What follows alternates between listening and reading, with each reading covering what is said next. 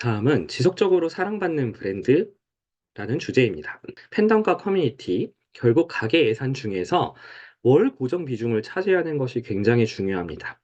예컨대 SK텔레콤이라고 했을 때 우리의 통신비를 매달 평균적으로 한 7만 원 정도를 가져가고 있어요.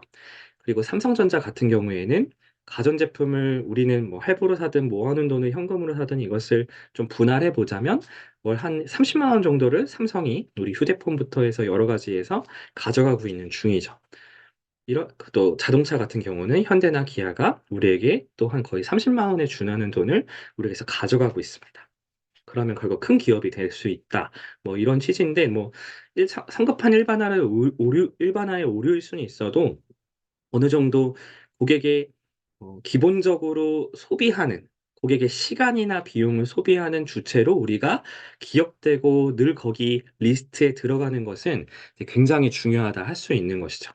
그래서 결국에는 그 고객이 가지고 있는 리스트, 돈을 써야 되는 고정적인 리스트에 우리를 넣는 것은 이제 팬덤과 커뮤니티 형성까지 가게 된 이후에나 가능한 일이라 할 수 있을 것이고 그만한 신뢰를 가지게 되는 것이니까요.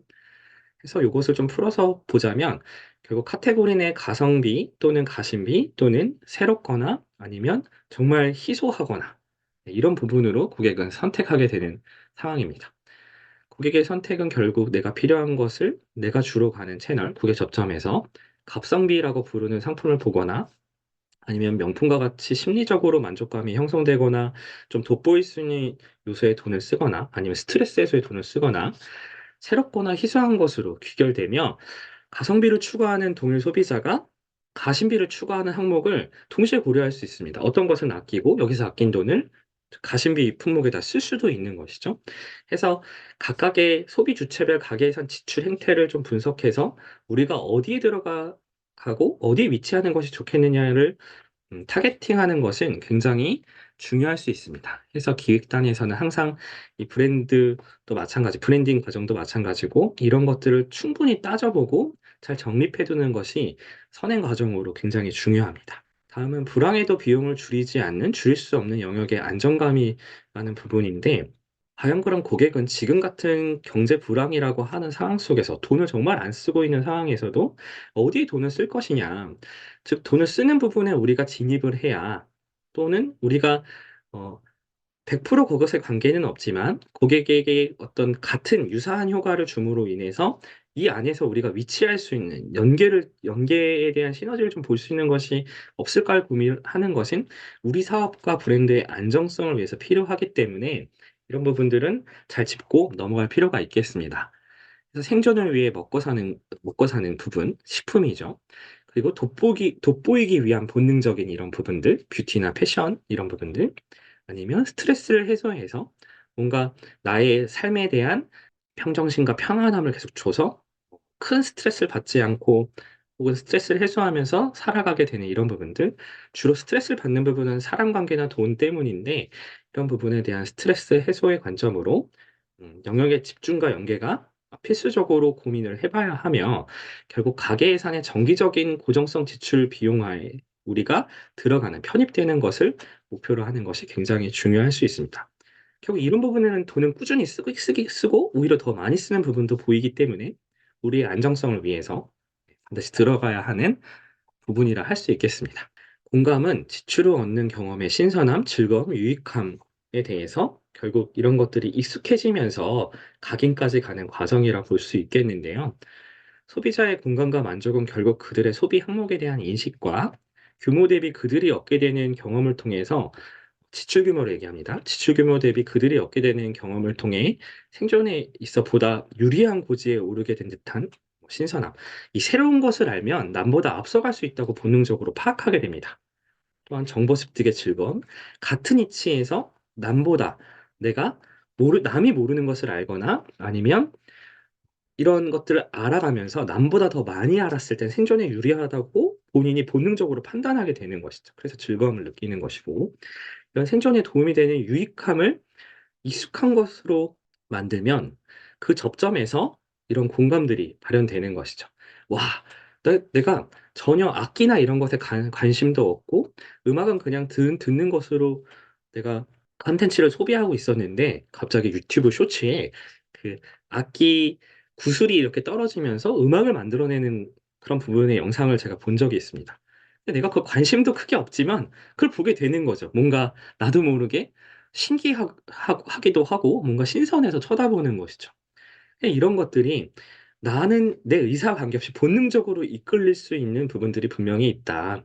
그리고 캠핑장 가서 뭔가를 이렇게 정비하거나 새로운 도구를 만들어내는 그 현장에서 만들어내는 이런 것들도 내가 당장에는 캠핑장을 갈 수 없지만 언젠가 가면 도움이 되겠다라고 하는 이 정보 습득의 즐거움.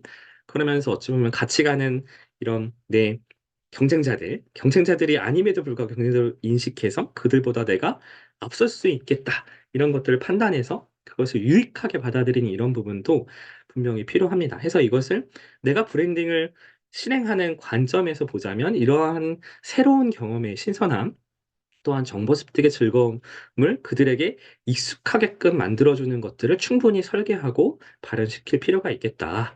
다음은 동일한 관심사를 가진 팬들과 그들의 커뮤니티를 우리가 공략하고 또한 설계하는 것이 필요한데, 이는 학창 시절 아이돌에 열광하듯이 브랜드는 소비자 관심사의 분야에서 선망하는 대상이나 나의 신념에서 기인하는 관심과 팬심, 그 관심을 가진 이들을 모은 커뮤니티를 형성하는 것을 궁극적으로 이 브랜드의 최상의 신뢰는 여기까지 가는 것이다 라고 목표 설정을 할 필요가 있습니다. 그래서 이것 때문에 이들이 뭔가 이야기하고 계속해서 토론도 하고 때로는 이거에 대한 좋은 의사표현도 하는 이런 부분들은 장도 만들어주고 그런 거리를 계속 던져주면서 마치 우리가 그들과 호흡하고 함께 뭔가를 만들어가는 느낌을 주는 것을 목표로 해야 궁극적으로 가장 고객에게 사랑받고 지속적으로 오래 같이 성장하는 이런 개념이 되면서 처음에 말씀드렸던 이런 가계 예산에 자연스럽게 편입할 수 있게 되는 부분이 됩니다. 마지막으로 저희가 화두를 좀 던지고 싶은 것은 기존까지 모든 마케팅이나 이런 브랜딩의 그런 방향이 무엇으로 우리의 팬이 될 사람을 모을 것인가에 초점을 맞춰서 진행을 했었습니다.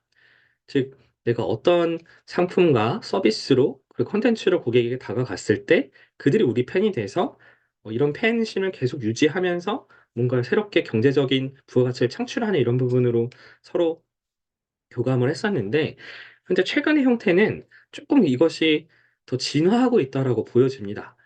해서 오히려 이 반대급부로 경제가 좀 어려워지기도 하고 뭔가 강력한 그 서로 간에 교집합이 될 수 있는 니즈가 분명히 있다라고 생각을 했을 때 쓰는 돈이 좀 줄어들고 가계처분 소득이 좀 줄어들고 있는 상황에서 결국엔 이 비용을 줄여주거나 아니면 내 총소득을 늘려주는 곳에서 뭔가 내 편을 만들 수 있는 어떤 주체들이 있다면 서로가 서로에게 편이 돼주면서 기존에 없었던 연맹체가 될 수 있지 않을까라는 고민을 좀 해봤습니다. 해서 분명히 지금의 현재 흐름은 우리도 느끼지 못할 정도로 잔잔하게 가고 있지만 무엇이든 우리의 편이 될 사람을 모을 것인가로 점점 흘러가고 있다는 것을 우리가 알게 모르게 점점 느끼고 있는 중인 거죠.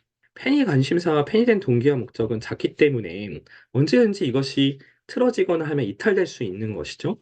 실제 그래서 이 충성도라고 하는 것이 예컨대 마켓컬리 같은 경우에도 혹은 쿠팡 같은 경우에도 내가 거기에 어떤 특정 상품이 괜찮았는데 그 상품이 가격이 변동되거나 아니면 그 상품이 다른 상품으로 교체되거나 아니면 내가 예전에 구매했던 것만한 상품이 아니게 되었을 경우에는 마켓 컬리 자체를 이탈하게 되는 현상이 생기거나 더 이상 거기에 구매하지 않는 현상이 생기는데, 반대급부로 만약에 내가 하나의 팬이라면 내가 무슨 짓을 하건 이해를 해주거나 아니면 거기에 대한 조언을 해주면서 함께 성장할 수 있는 현상이 생기면서 어, 나와 함께 계속해서 갈 수 있는 환경이 되는 것이죠. 그래서 편으로서 공통의 큰 목적을 달성하기 위한 우리의 이런 편의 울타리가 굉장히 중요하게 되는 상황이 생긴다는 것입니다. 이는 에필로그 단에서 다시 한번 설명을 드리겠습니다.